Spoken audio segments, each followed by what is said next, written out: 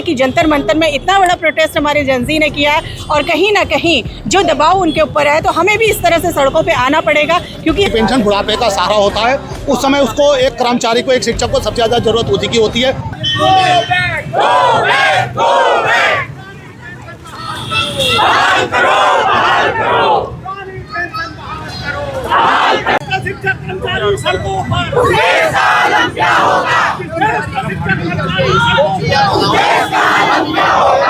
पहले तो नमस्कार, और लगातार आप लोगों के सहयोग से हमारा जो ये आवाज़ है ज़रूर सरकार तक पहुंचेगी। और जनपद अध्यक्ष NMOPS की मैं जिला अध्यक्ष मीनाक्षी कीर्ति, लगातार हम लोग इस मुहिम में अपनी भागीदारी कर रहे हैं और कोशिश कर रहे हैं कि हमारी जो ओल्ड पेंशन है, पुरानी पेंशन है, जिससे सरकार ने हमें अलग कर दिया है, खुद वो पेंशन ले रहे हैं लेकिन हमें अलग कर दिया, तो हम नहीं चाहते हैं कि हमारी जो आने वाली पीढ़ी है वो कहीं ना कहीं इसको लेके हमें कोसे, और हमें तो नहीं मिल रही है तो कहीं ना कहीं हमें मिले और हमारी आने वाली जनरेशन को मिले, क्योंकि पुरानी पेंशन हमारी बुढ़ापे की छड़ी है जिसके लिए हम लगातार संघर्षरत हैं। और इस वर्ष चुनावी वर्ष है तो हम जरूर चाहेंगे कि सरकार हमारी सुने, अन्यथा की स्थिति में हमारे पास जवाब है और सारी चीज़ें हैं, सरकार जरूर कहीं ना कहीं हमारी ये आवाज़ सुनेगी, ऐसा मेरा मानना है।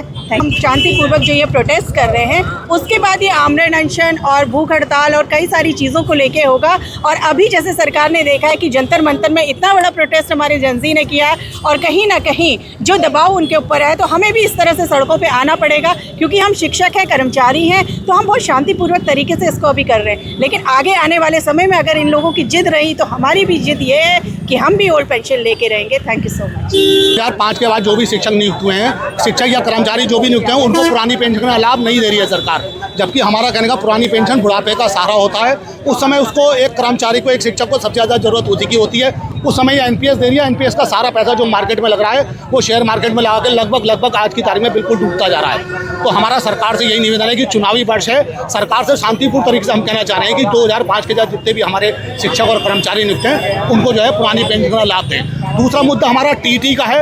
RT के नियम, RT का अधिनियम 2010 में लागू हुआ, उससे पूर्व हमारे सारे शिक्षक जो हैं कहीं ना कहीं शिक्षक पात्रता परीक्षा पास करके आए हुए थे, उसके बावजूद उनसे दोबारा से टेट परीक्षा पास करने को कहा जा रहा है और जबरदस्ती उन पर इतना प्रेशर बनाया जा रहा है कि कई लोगों ने मानसिक युद्ध में आकर उन्होंने आत्महत्या भी कर ली है। तो हमारा कहने का मतलब है कि RT का जब नियम लागू हुआ है 2010, उसके बाद उससे पूर्व के जो भी शिक्षक नियुक्त हैं उनको TT से मुक्ति दी है।